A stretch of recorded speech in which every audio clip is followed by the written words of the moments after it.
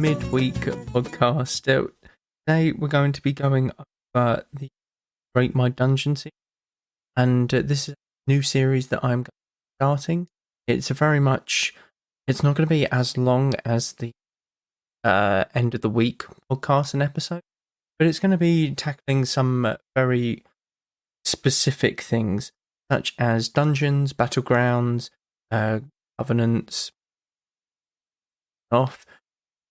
and expansions, and features within it. But more than anything, it will be covering dungeons to start with, and then we will evolve from there and see where it takes us. The idea for the midweek podcast is going to be from here on out, rate the dungeon, essentially. So we have had so many dungeons all throughout WoW's history, through Classic, Wrath of the Lich King, etc., all the way up to Badlands. Now, each dungeon is very unique. It differs in terms of the bosses, the layout of the dungeon, if it's very straightforward or if it's very much, you can explore quite a little bit. We're going to be going over them, and this is very much opinionated or opinion-based episodes, the midweek ones, and this, like I said, will be weekly here on out.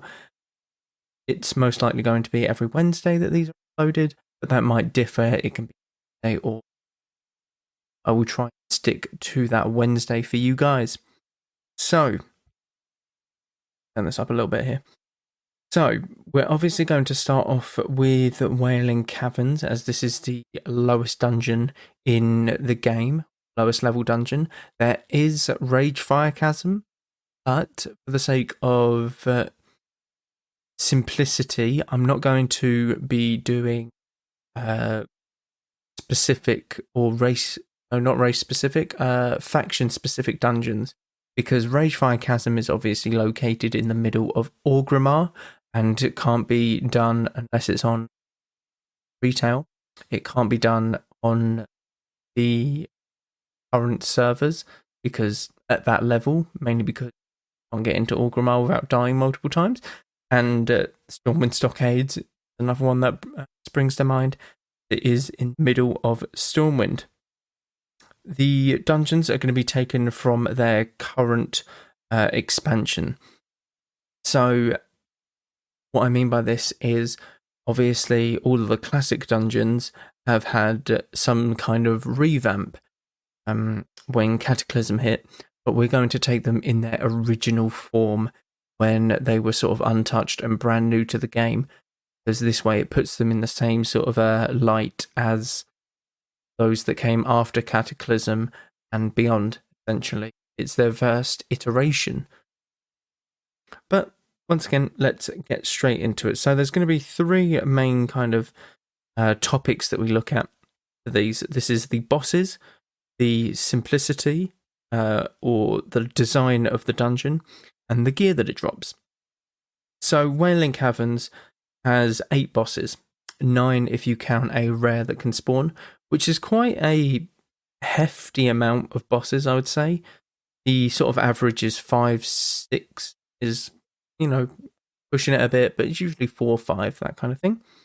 So you've got a lot of bosses to choose from, and the gear that they drop is very, very good. It is one of the best loot tables at that level, purely on the basis that the mobs in these dungeons can drop trash gear, which is called twink gear. And this twink gear is essentially you go to do battlegrounds at a certain level bracket, and this level bracket is level 10 to 19. So you would get your twink to level 19, and then you would get it the best gear that it can possibly get, and enchant this gear to make it very much even more OP, essentially. So the gear that you got in here was very good. It was very stat heavy for this level, and it wasn't over the levels of 20, which made it very sought after. So the gear is very, very good. But there is something that lets it down, and the classic version is quite complicated in its design. The Cataclysm revamp obviously made it a bit simpler, but the pre-Cata Wailing Caverns is very much more of a labyrinth. And this labyrinth can lead to newer players and even veteran players like myself getting lost. So it's not the simplest to do when you first go into a dungeon, essentially. The way that you get into the dungeon is you enter through the barrens, and in the barrens you have the entrance, and you go through a cave system, very much like the dungeon itself, to get to the entrance and enter. There are multiple mobs, and these mobs were elites by the in Classic. They were demoted to non-elite mobs in TBC, I believe. And yeah, the design kind of lets Wailing Caverns down, unless you have done it multiple times, in which case you know the directions that you need to go. But the only experience that I have had with Wailing Caverns is through Season of Mastery, when I leveled my Undead Mage and did it with a few guildies, and we kind of just got lost. We're very much an Alliance guild and Alliance player base, and it was very tough to know where to go, what to do, everything in between, essentially. So, yeah, it took us a bit of time because we did get lost. We didn't necessarily know what to do, but it depends on how much you are familiar with the dungeon. In terms of new player friendly, I would say that it is very difficult because of the layout of the dungeon. You can easily get lost. You want a more linear dungeon, such as Dead Mines, which is also a very good dungeon, or something like Scarlet Monastery. They're all very much linear dungeons which point you in the direction that you need to go, compared to Wailing Caverns, which is just kind of 3 circles interjecting each other. Is it interjecting each other? That kind of thing. But with just blobs splattered in the middle, which makes it a maze. And you've got, multiple paths going outwards and branching out and stuff. It's not a kind design to those who are new to the game, I will say that. It's very much how badly do you want the gear in the instance, and how much are you willing to dedicate your time to actually figuring out the layout of the instance, essentially. If I had to give Wailing Caverns a rating, it would be a solid 6 out of 10. Now, 6 out of 10 is decent. It's obviously not great, not bad. But essentially, what you're looking at is a very good gearing within the dungeon itself, which probably brings Wailing Caverns up like 2 or 3 points, because the design of it is very poor. I like the idea of giving people the options to go this way or that way, but they have made it too complicated inside Wailing Caverns for those who don't know the layout and for those who are new to the game, because it should be very simple going into your first dungeon, essentially. I suppose if you're Horde, your first dungeon might be Ragefire Chasm, which is very linear, but for a neutral perspective, which I'm going to try and keep here, it's very tough to get your head around first time.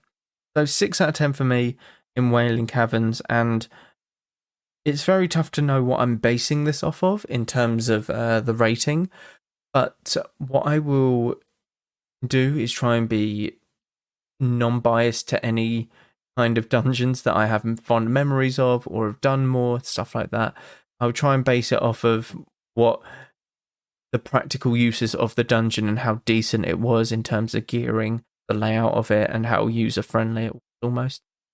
But like I said, these are only going to be very short, these are going to be very punctual, and there are going to be more of these to come. This is the very first one. This is a weekly thing, and it's just sort of seeing, it's sort of dipping your toe in the water before seeing where it can take you. So, stepping stone this episode, and I hope that you enjoyed it. I will be doing more of these. I might do 2 dungeons an episode. It might be better in terms of the runtime. But thank you all very much for listening. As always, be sure to check out Patreon, as we have ad-free content down there, and the YouTube and Twitch are also very active, so please check it out. Follow the Twitch, subscribe to the YouTube. It all helps out the channel. Once again, thank you all very much for listening all, and go Valor friend. Bye all.